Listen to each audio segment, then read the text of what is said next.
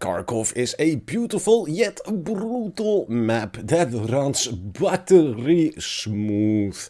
Hello everyone, my name is Burning Wiki, and before I get started I want to ask you all that if you do enjoy my content, then please hit the subscribe button. It really helps me a lot.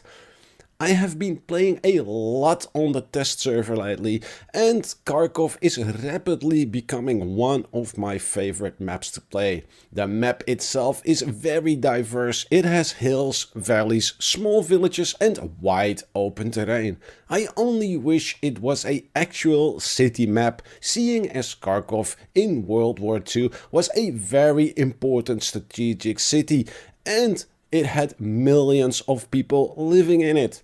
It would have been nice to have another really big city map like Quarantine Map. Or at least when we are fighting in the outskirts of Kharkov, see the actual city in the distance to give the player the sense of scale and some visual candy. Fighting battles on Kharkov is the difficulty level of Foy or Purple Heart Lane.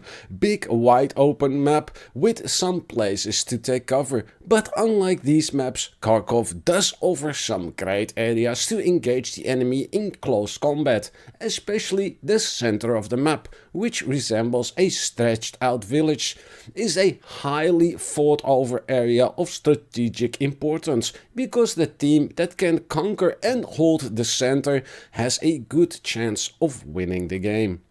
Kharkov offers two more ways to get across the map, and that is the frozen dried up riverbed and the railroad tracks.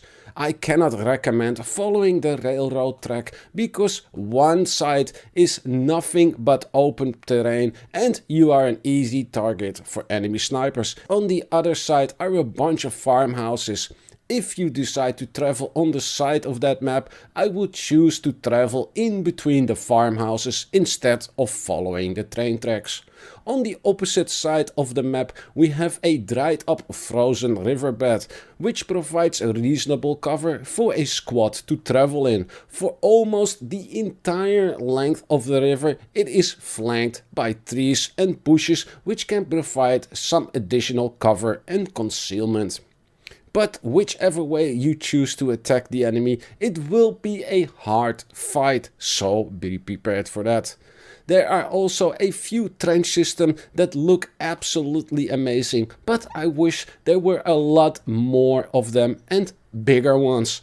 Also, I have not seen any of the famous, or should I say infamous, Russian anti-tank trenches that were dug by civilians to stop German tanks. Almost all farmhouses I've seen could be entered, and some even had multiple floors you could access. That can provide an excellent field of view and fire, which is a nice refreshing change for once.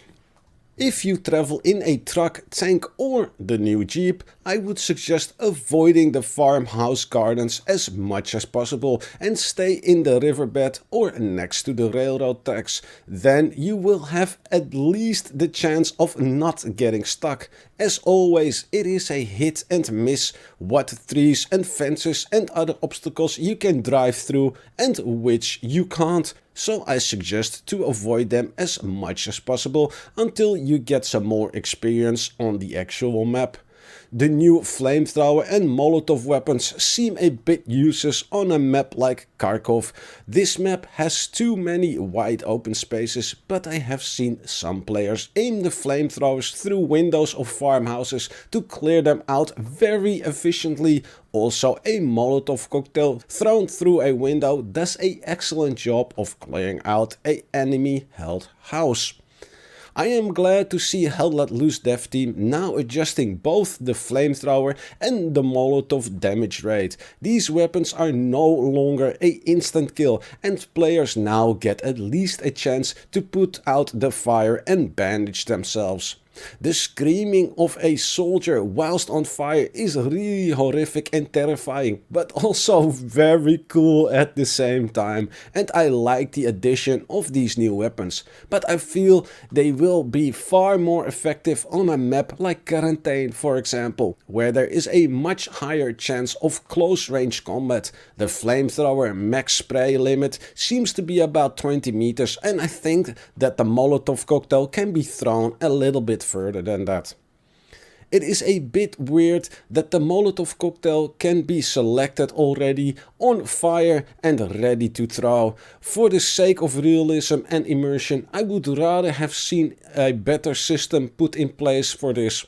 For example, right mouse click grabs a lighter and lights the Molotov cocktail whilst the left mouse button throws it. That would be far more realistic in my view, and also give the enemy on the receiving end a bit more warning what is coming his or her way. The new T-70 Russian light tank seems a very fun to play with, a nice small agile tank with a nice cannon, makes for fun gameplay. The jeeps are little go-karts in my opinion, maybe a bit more tweaking required, and really popular at the moment. People keep requesting them from the commander over and over and over again. I think it is the most requested vehicle at the moment, and yeah. I like him too. I love the Jeep at the moment. They're so fast. It is so much fun just sliding through the snow with 4 people in it. Yes, I love the new Jeep. All in all, I think Kharkov is an excellent new map, and I have to say, it runs buttery smooth as well.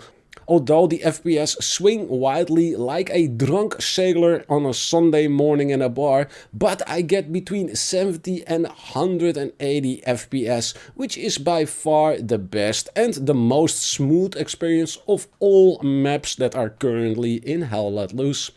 It is overall a really nice and smooth experience and a joy to play on.